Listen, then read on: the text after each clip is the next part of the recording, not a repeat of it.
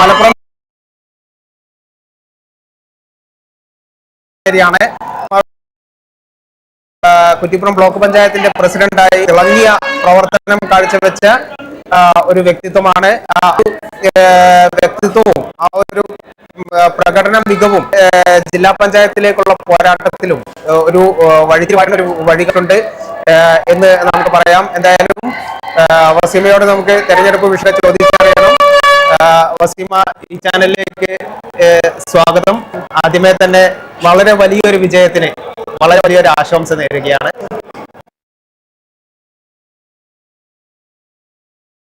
അത്ര കടുത്തതായിരുന്നില്ല എന്ന് തോന്നുന്നു, ശരിയാണ്? ഇല്ല, അത്ര കാരണം എന്താന്ന് വെച്ചാല് മുൻകാലങ്ങളിൽ തന്നെ ഇപ്പോ കുറ്റിപ്പുറം ഡിവിഷൻ ആദവനാട് ഡിവിഷൻ ആയിരുന്നു. ഇപ്പൊ കുറ്റിപ്പുറം ഡിവിഷനായി മാറിയിട്ടുണ്ട്. അപ്പോ നമ്മളൊക്കെ സംബന്ധിച്ചിടത്തോളം ഡിവിഷൻ പറയുന്നത് ആദവനാട് പഞ്ചായത്തിൽ 21 വാർഡുകളും അതോടൊപ്പം തന്നെ കുറ്റിപ്പുറം ഗ്രാമപഞ്ചായത്തിലെ 20 വാർഡുകളും ഇരുമ്പുറം പഞ്ചായത്തിലെ 2 വാർഡുകളും പഞ്ചായത്തിലെ 9 വാർഡുകളും വട്ടംകുളം പഞ്ചായത്തിലെ 2 വാർഡുകൾ അടങ്ങുന്ന 58 വാർഡുള്ള ഒരു 3 നിയോജക മണ്ഡലങ്ങളിലായിട്ട് ഉൾപ്പെടുന്ന ഒരു പ്രദേശമാണ്. ഇതേ സംബന്ധിച്ചിടത്തോളം വലിയൊരു പ്രയാസം ഉണ്ടാക്കില്ല. സ്വാഭാവികമായിട്ടും ഒരു UDF ശക്തി കേന്ദ്ര പഞ്ചായത്തുകളും വാർഡുകളും തന്നെയായിരുന്നു മത്സരിക്കാനുണ്ടായിരുന്നു. നമുക്ക് ഉണ്ടായിട്ടുള്ളത് ഇപ്പൊ പുതിയപ്പെട്ടത് തവനൂർ നിയോജക മണ്ഡലത്തിൽപ്പെടുന്ന തവനൂർ പഞ്ചായത്തിന്റെ ഒരു 9 വാർഡുകളാണ് ഉള്ളത്. അത് പിന്നെ അവിടെ എത്തുന്നത് നമ്മളല്ലല്ലോ. പക്ഷെ അവിടെ നിന്നൊക്കെ നല്ലൊരു ലീഡാണ് ജില്ലാ പഞ്ചായത്തിലുള്ളത്. എന്തായിരുന്നു തെപ്പ് രംഗത്ത് ഈ ഒരു ജില്ലാ പഞ്ചായത്തിലേക്ക് മത്സരിക്കുന്ന സമയത്ത് ഒരു പ്രധാന ചർച്ചാ വിഷയങ്ങൾ മുന്നോട്ട് വന്നത് എന്തായിരുന്നു? എന്തൊരു ആവശ്യങ്ങളിലും അതില് നമ്മള് അവർക്ക് വേണ്ടുന്ന സഹായങ്ങൾ ചെയ്യുക. പിന്നെ കഴിഞ്ഞ 5 വർഷക്കാലം എന്ന് പറയുമ്പോൾ ബ്ലോക്ക് പഞ്ചായത്തായിട്ട് ഉണ്ടായിരുന്ന, അതോടൊപ്പം തന്നെ അതിന്റെ മുന്നേ 2015 കുറ്റിപ്പുറം ഗ്രാമപഞ്ചായത്തിലേക്ക് മത്സരിച്ചാണ് ഗ്രാമപഞ്ചായത്തിന്റെ പ്രസിഡന്റായിട്ട് 2 വർഷക്കാലം അവിടെ ഉണ്ടായിരുന്നു. ബ്ലോക്ക് പഞ്ചായത്തിൽ കഴിഞ്ഞ 5 വർഷക്കാലം നമ്മൾ ഒട്ടനവധി വികസന പ്രവർത്തനങ്ങൾ, ജനോപകാരപ്രദമായ ജനക്ഷേമകരമായിട്ടുള്ള ഒട്ടനവധി വികസന പ്രവർത്തനങ്ങൾ കഴിഞ്ഞ 5 വർഷക്കാലം നടപ്പിലാക്കി. അപ്പൊ അതിനെ സംബന്ധിച്ചിടത്തോളം പറയുകയാണെങ്കിൽ ഇപ്പോ നിലവിലിപ്പോ വളരെ തോന്നുന്ന ഒരു മുഹൂർത്തം കൂടിയാണ്. കാരണം ബ്ലോക്ക് പഞ്ചായത്തിന്റെ ഈ ഒരു റിസൾട്ട് അതില് UDF തരംഗമായി ബ്ലോക്ക് പഞ്ചായത്തിൽ 2 LDF പ്രചരിക്കുന്ന ഒരു സ്ഥാനത്ത് ബ്ലോക്ക് പഞ്ചായത്തിൽ 17 UDF ആണിട്ടുള്ളത് എന്നുള്ളത് കൂടി ഈ ഒരു അവസരത്തിൽ ഭയങ്കര സന്തോഷമുള്ളതാക്കുന്ന കാര്യമാണ്. കഴിഞ്ഞ കാല ഭരണസമിതിയെ സംബന്ധിച്ചിടത്തോളം നമ്മൾ നടപ്പിലാക്കിയിട്ടുള്ള ആ ഒരു പ്രവർത്തനങ്ങളുടെ മികവ് എന്നുള്ളതാണ് മനസ്സിലാക്കാൻ സാധിച്ചിട്ടുള്ളത്. അതുകൊണ്ട് തന്നെ ആയിരിക്കണം ഉണ്ടായിരുന്ന ഒരു 2 വാർഡുകൾ പോലും LDF നഷ്ടമാകുന്ന, അല്ലെങ്കിൽ ആ വാർഡുകളിൽ UDF തിരിച്ചു പിടിക്കുന്ന ഒരു സംവിധാനം ഉണ്ടായിരുന്നു. ഇപ്പോ ഈ ഒരു 3 നിയമമണ്ഡലങ്ങളിലായിട്ട് സ്വാഭാവികമായിട്ടും നല്ല രീതിയിൽ പര്യടനം നടത്തിയിട്ടുണ്ടാവും. വളരെ എല്ലായിടത്തും നല്ല രീതിയിൽ നമ്മൾ പര്യടനം നടത്തിയിട്ടുണ്ട്. UDFന്റെ നേതാക്കളുടെ എല്ലാവരുടെയും സപ്പോർട്ട് നമുക്ക് ഉണ്ടായിട്ടുണ്ടായിരുന്നു. ഒരു എന്താ പറയാ, ജില്ലാ പഞ്ചായത്ത് കാൻഡിഡേറ്റ് എന്നുള്ള നിലയിൽ എനിക്കൊരു പേടിയൊക്കെ ഉണ്ടായിരുന്നു. പക്ഷെ നമ്മൾ ഇതിലേക്ക് ഇറങ്ങി കഴിഞ്ഞപ്പോൾ ഓരോ പഞ്ചായത്തും വളരെ നല്ല രീതിയിൽ നമ്മളെ സ്വീകരിച്ച് കഴിഞ്ഞു എന്നുള്ളതാണ് മനസ്സിലാക്കാൻ കഴിയുന്നത്. എന്തായിരുന്നു അവരുടെ അടുത്തുനിന്നുള്ള ഒരു ഫീഡ്ബാക്ക്? ഞങ്ങൾക്ക് ഇന്ന ആവശ്യങ്ങളുണ്ട് നടപ്പാക്കാനുള്ള.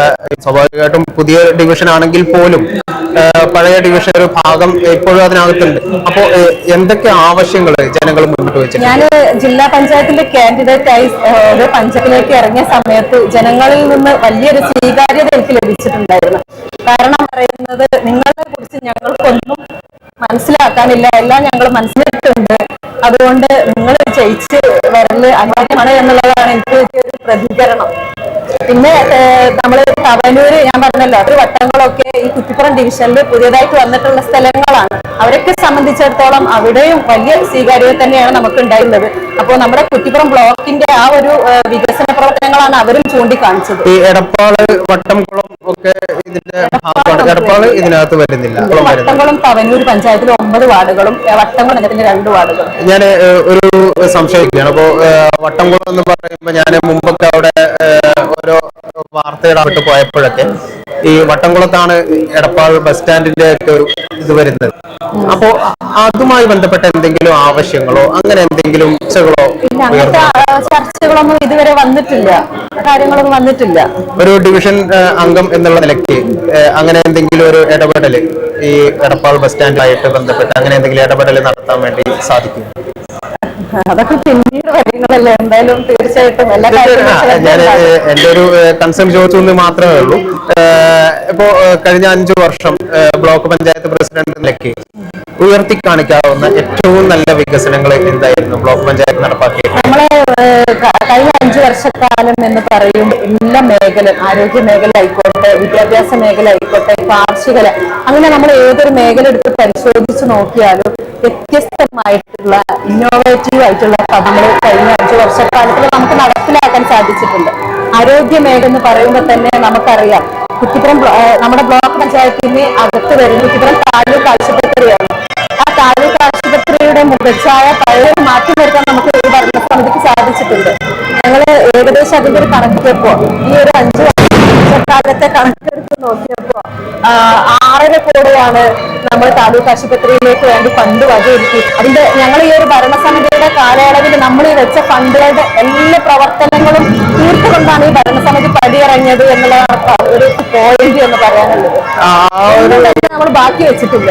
അത് കുറ്റിപ്പുറം താലൂക്ക് ആശുപത്രിയിൽ പോകുമ്പോഴൊക്കെ അറിയാൻ പറ്റുന്നുണ്ട് ഒരുപാട് കാര്യങ്ങൾ. ഞാനൊരു ഞങ്ങളിൽ നിന്ന് പ്രതികരണം എന്ന് പറഞ്ഞ സമയത്ത് ഞാനൊരു കാര്യം പറയട്ടെ. നമ്മുടെ മേഖലയിൽ അതോടൊപ്പം തന്നെ നമ്മളിങ്ങനെ പ്രചരണത്തിന് പോകുന്ന സമയത്ത്, ആവശ്യങ്ങൾ ഉന്നയിക്കുന്ന സമയത്ത് ആ വീടുകളിലുള്ള മുതിർന്ന ആളുകൾ തന്നെ പറയാറുണ്ട്, റോഡും തോടുകളൊന്നും അല്ല വേണ്ടത്, നിങ്ങൾ ആ കുറ്റിപ്പുറം താലൂക്ക് ആശുപത്രി അത് ഇവരായിട്ടാണ് ഉണ്ടാക്കി കൊടുത്തിട്ടുള്ളത്, എന്തിനാ നമുക്ക് കുറെ റോഡും തോടുകളും പാലങ്ങളും ഒക്കെ, ഇത്തരത്തിലുള്ള കാര്യങ്ങളൊക്കെ ചെയ്യുന്ന ജനങ്ങൾക്ക് കാരണം വെച്ചാൽ നമുക്ക് ആരോഗ്യ മേഖല ഇന്ന് അത്രയും പ്രയാസത്തിലാണല്ലോ, ഇന്ന് പലതരത്തിലുള്ള മാരകമായിട്ടുള്ള രോഗങ്ങൾ ഒക്കെ ഉള്ളതാണ്. അപ്പോ നമ്മളെ സംബന്ധിച്ചിടത്തോളം അവിടെ ഒരു എക്സ്റേ, ഫിസിയോതെറാപ്പി ഒക്കെ ഉൾപ്പെടെയുള്ള കെട്ടിടങ്ങളും അതോടൊപ്പം തന്നെ എക്സ്റേ മെഷീനും അത്തരത്തിൽ വലിയ വലിയ ഫണ്ടുകൾ വെച്ചിട്ടാണ് ബ്ലോക്ക് പഞ്ചായത്ത് ആവശ്യങ്ങൾ നമ്മൾ നിറവേറ്റി കൊടുത്തിട്ടുള്ളത്.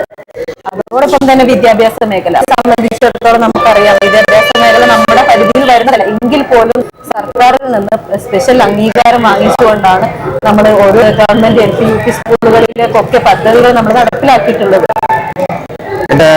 പുതിയ കർമ്മമണ്ഡലത്തിൽ പുതിയ മലപ്പുറം ജില്ലാ പഞ്ചായത്ത് വലിയൊരു ഉത്തരവാദിത്തമാണ്. ഒരുപാട് 3 നിയോജക മണ്ഡലങ്ങളുടെയും 5-6 പഞ്ചായത്തുകളുടെയും ഒക്കെ ഒരു ഉത്തരവാദിത്തം, വലിയൊരു ഉത്തരവാദിത്തം കയ്യിൽ വന്നിരിക്കുകയാണ്. അവിടെ എല്ലാ രീതിയിലും നല്ല രീതിയിൽ ശോഭിക്കാൻ കഴിയട്ടെ എന്ന് ആശംസിക്കുന്നു. എല്ലാവിധ ആശംസകളും നേരുന്നു.